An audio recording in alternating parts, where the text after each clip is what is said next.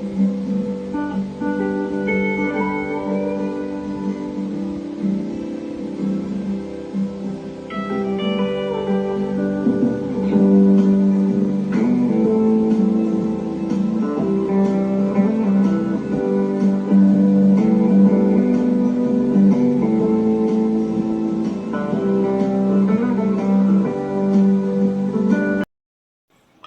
mga busnoy, magandang araw, magandang umaga, magandang hapon, magandang gabi mga busnoy. Ay mga busnoy, akit ako sa kanila ni Lolo Pascual at saka ni Lola Luisa at saka yung stroke survivor mga busnoy. Magdala ko ng bigas, isda at saka tinapay. Nakabili na ako ng bigas, isda at saka tinapay, dadaan na ako mga busnoy. Dadaanan ko doon sa lagi kong binibilhan. Ayan mga busnoy, yun. Ginagamit ko na ilang-ilang yung cellphone na ilang-ilang. Ito yung binigay mo sa akin. Yan. Ayan na ilang-ilang. Salamat po. At saka okay na yung motor natin ay napagawa ko na, napalitan na natin ng mga pambelt. Isa lang palang pambelt. Pambelt, saka yung mga bula, yung adjuster. Ayan. At saka yung may inaano si kuya, yung nilalagyan ng groove, parang kakapit yung ano niya, yung hindi madulas yung ang tawag nun. Yan, maraming salamat po na ilang-ilang. Tsaka yan, sunod na araw magpa-rehistro ako sa isang motor ko. Ayan, wala pa tayong bigas. Si Kuya Mario wala pang abiso na magbuha ako ng bigas, kaya bili muna tayo. Ayan, let's go. Samahan niyo ako. Mga busnoy, bibili muna na tayo ng tinapay mga busnoy. Ayan.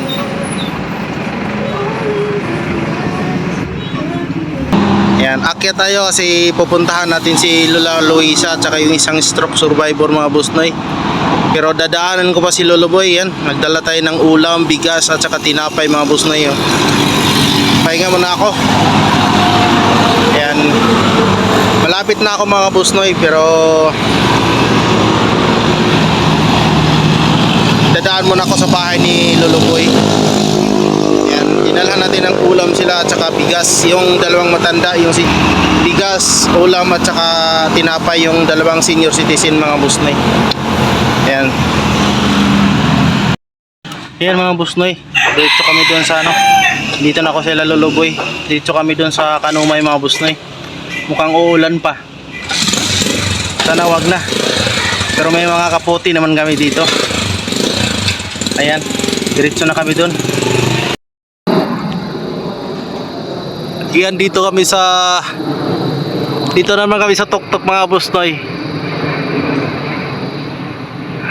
Malapit na ng aeroplano.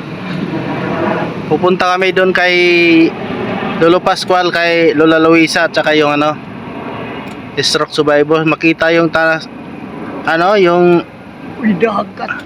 hindi yan. Lawa yan, lawa. Lawa yun? Oh, yan, lawa yan. Kala ko dagat. Hindi, yan. Malabo pa yung mga building sa Maynila, hindi mo makita. Yan. Dito Maynila. Oh, yan, oh. Yan, yung diretso yan dyan. Makita yung mga building. Ito, ano itong lugar doon? Ayan, mga murong. Ayan dyan. Doon nila tatay. Tanay, taytay.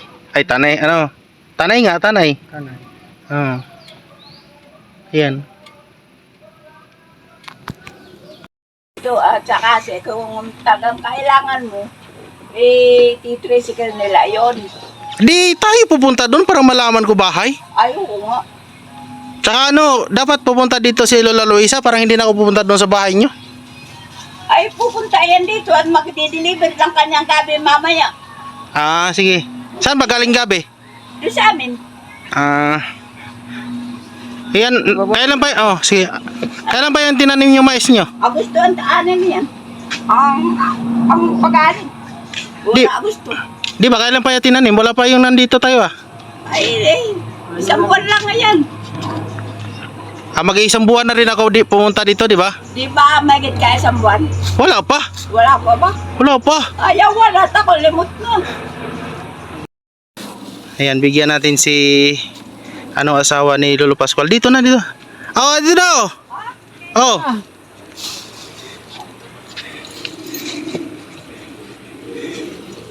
Tsaka isang isda, lo. Isda yan, isda lang. Yan, bigyan natin ng isda din mga boss na eh. Yung ulam. Oo.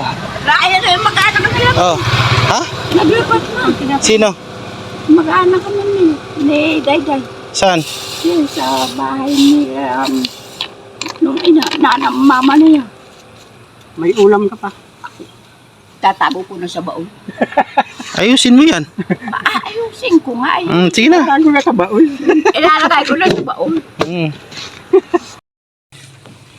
Ayan mga boss na, tapos na kami. Hindi na kami pupunta sa bahay nila ni Lola Luisa. Kasi nandito si Lola. Ano pa na pangalan mo la? Kalimutan ko. Nanay Siling. Nanay Siling. Tatay Pascual. Oh. Yan si... Ay pupunta para si Lola Luisa dito kasi mayroon daw siyang na-harvest na gabi. Bibinta daw niya. Ayan, kaya sabi ni Lola Siling dito daw matutulog yun. At saka ayun. Bibiyahe na rin ako ulit. Hindi ko kasama si Joy din. Yung kasama ko ditong taga roon ba? Kasi wala, nagbabakasyon. Doon sa lugar ng asawa niya.